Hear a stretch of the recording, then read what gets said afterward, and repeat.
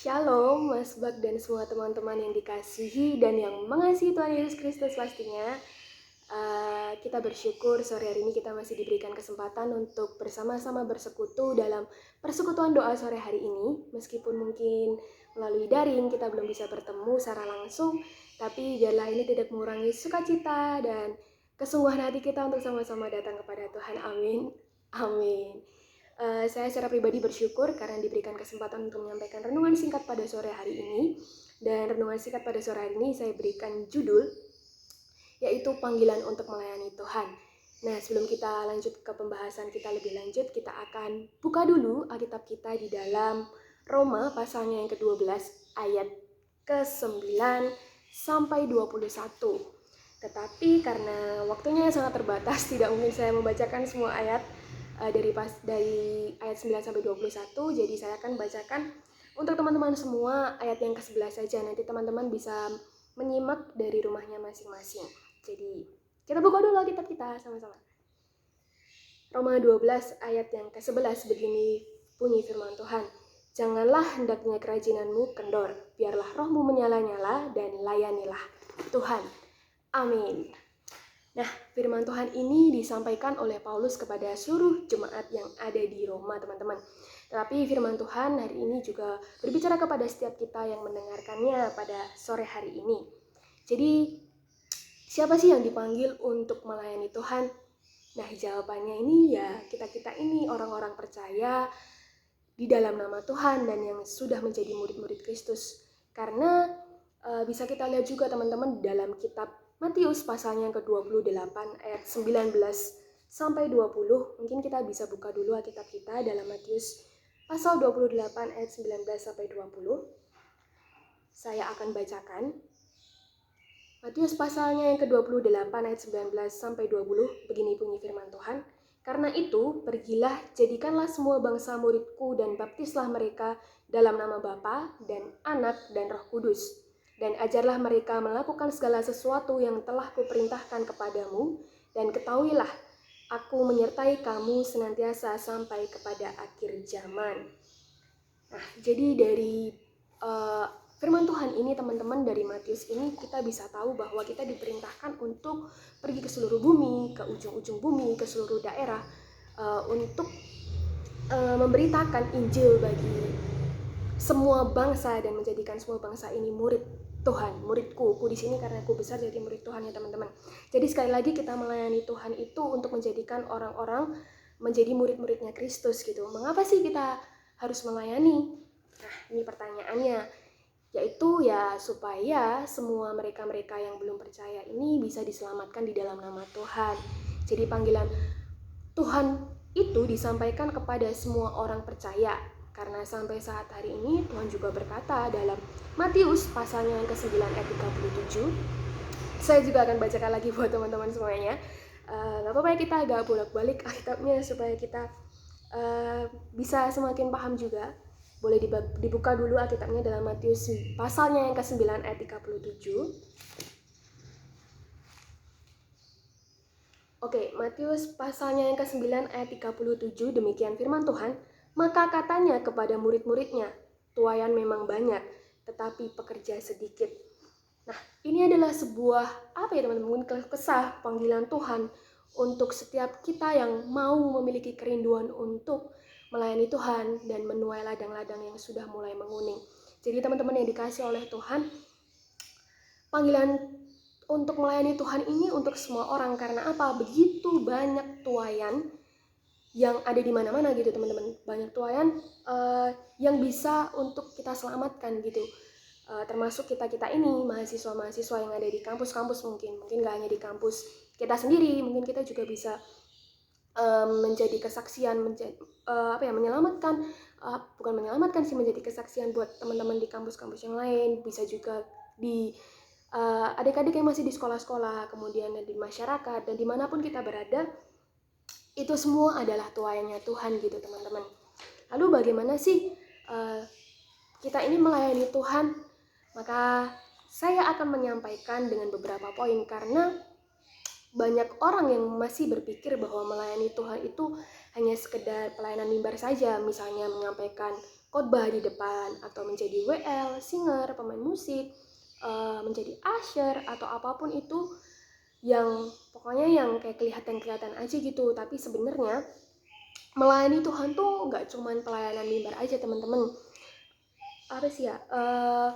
Nggak cuma menyampaikan khotbah aja, memimpin puji-pujian, memimpin kelompok sel, ataupun menulis renungan mungkin, dan lain sebagainya. Tetapi Tuhan ingatkan bahwa begitu luas ladang-ladang pelayanan yang disediakan oleh Tuhan bagi setiap kita gitu. Jadi yang pertama yang perlu kita kita persiapkan, atau poin-poin yang perlu kita ingat dalam melayani Tuhan, yang pertama adalah melayani sesuai dengan talenta yang sudah Tuhan berikan teman-teman. Karena Tuhan berkata dalam Kejadian yang pasal yang ke-1 dan yang kedua, Tuhan menempatkan manusia itu di Taman Eden untuk mengusahakan dan memelihara taman itu. Di sini Tuhan katakan mengusahakan supaya menjadi lebih baik, bukan untuk menghancurkan atau bahkan merusak, atau bukan untuk mengambil keuntungan yang sebesar-besarnya pada waktu tertentu saja. Tetapi sekali lagi kita perlu untuk secara konsisten mengusahakan kesejahteraan dengan apa? Ya ini tadi, kita bisa menggunakan talenta yang udah Tuhan berikan bagi setiap kita untuk melayani Tuhan. Misalnya kita mungkin memiliki talentanya untuk kita diberikan talenta dalam menyanyi, dalam bermain musik, kita bisa melayani Tuhan. Nah, kalau teman-teman misalnya ada yang profesinya sebagai dokter, ya kita berdoa supaya ketika kita memeriksa orang yang sakit, Tuhan juga bisa tolong sehingga Tuhan bisa menyembuhkan. Mungkin juga teman-teman juga ahli atau menguasai dalam bidang iptek, mungkin teman-teman juga bisa menggunakan kemampuan berpengetahuan kalian dalam penguasaan teknologi kalian untuk mengembangkan diri kalian untuk mensejahterakan orang lain juga. Jadi hidup kalian dan apa yang kalian miliki nggak sia-sia gitu. Kita juga bisa jadi berkat buat orang lain. Terus mungkin juga teman-teman di sini sebagai calon-calon pendidik ya, kita sebagai calon-calon pendidik, kita bisa membagikan ilmu kita kepada orang-orang lain, mengajarkan setiap apa yang kita miliki supaya kita juga terus mengasah diri kita dan kita bisa berkembang, dan hidup kita ini juga bukannya hidup yang sia-sia aja gitu teman-teman. Dan masih banyak contoh lain bagaimana kita bisa menggunakan setiap talenta yang udah Tuhan berikan. Jangan ditimbun, tetapi kita harus mengembangkan untuk memajukan pekerjaan Tuhan juga teman-teman. Nah, poin yang kedua adalah melayani Tuhan dengan kesungguhan. Karena apa sih teman-teman? Kenapa sih kita perlu melayani Tuhan dengan kesungguhan? Karena seperti yang kita ketahui bahwa pelayanan itu bukan untuk tunjuk diri, bukan untuk tunjuk jago atau mencari pujian pribadi sih teman-teman. Bukan untuk menunjukkan kehebatan kita mungkin dalam bagian kita, dalam passion kita, bukan itu. Tapi pelayanan ini sebagai ucapan syukur kita, sebagai sikap untuk membalas kasih karunia Tuhan yang begitu sempurna dalam kehidupan kita teman-teman. Mungkin Tuhan tidak mencari orang-orang yang hebat tanpa cacat, tetapi Tuhan justru mencari orang-orang yang mampu melakukan apapun dengan sungguh-sungguh gitu teman-teman. Karena ukuran Tuhan bukanlah tentang prestasi kita dalam melayani gitu teman-teman, tetapi apa yang kita tunjukkan ini. Dengan kesungguhan ini kita melayani Tuhan, dengan kesungguhan hati kita mempersembahkan, melakukan pelayanan dengan penuh tanggung jawab, dengan kesungguhan hati itu tadi. Dan kalau kita mengerjakan setiap pelayanan ini dengan kesungguhan, saya percaya kita akan melakukannya dengan segenap hati kita, dengan segenap jiwa kita, dengan segenap kekuatan kita, dan kita pasti akan berani bayar harga teman-teman. Jadi itu poin yang kedua adalah melakukan pelayanan dengan kesungguhan. Kemudian poin yang ketiga adalah melayani dengan tabah dan tekun. Nah, maksudnya apa di sini? Seperti yang kita ketahui, pelayanan itu juga nggak mudah ya teman-teman. Yang namanya pelayanan pasti ada peperangan rohani. Artinya, pada hal-hal tertentu yang sebenarnya tidak kita pikirkan mungkin, bahkan tidak kita harapkan, tetapi justru itu terkadang seringkali terjadi. Kenapa sih ini bisa terjadi teman-teman? Karena iblis ini berperan untuk melakukan serangan secara tiba-tiba gitu kepada setiap orang yang melayani. Bahkan mungkin iblis justru menghiraukan orang-orang kayak yang mereka udah bukan jatuh dalam dosa, kayak mereka udah kayak misalnya hidup dalam duniawi, berfoya-foya, melakukan seks bebas atau apapun itu kejahatan-kejahatan itu. Tapi justru iblis ini bergerak untuk mengintimidasi anak-anak Tuhan yang udah melayani Tuhan gitu, supaya mereka juga bisa jatuh ke dalam dosa. Jadi ini tantangan pribadi untuk setiap kita, untuk bisa tabah juga itu dalam melakukan peperangan rohani, teman-teman. Iblis juga bisa pakai situasi, mungkin keadaan. Iblis juga bisa pakai orang lain. Iblis juga bisa pakai kondisi keuangan kita, mungkin perekonomian kita yang mungkin yang sedang terguncang atau apapun itu. Bahkan iblis juga bisa pakai mulut orang lain untuk menyampaikan sesuatu hal yang mungkin nggak benar tentang diri kita, dan hingga akhirnya tujuan mereka tuh sederhana, teman-teman, hanya untuk membuat kita kecewa sampai pada akhirnya kita nanti mundur dari pelayanan. Oleh karena itu, teman-teman, kita ditantang bukan hanya untuk melakukan pelayanan secara sungguh-sungguh saja, tetapi kita juga ditantang untuk tabah dan tekun dalam melayani Tuhan. Karena kita tahu juga kalau kita nggak tekun, ya gimana pelayanan itu juga bakal maju di dalam Tuhan gitu, teman-teman. Dan percaya saja bahwa Tuhan yang akan memampukan kita untuk menghadapi semua persoalan, semua tantangan, semua peperangan rohani yang ada dalam pelayanan. Jadi tetap semangat melayani Tuhan dan andalkan Tuhan selalu. Kemudian poin yang keempat adalah mengerjakan pelayanan dengan memberikan yang terbaik.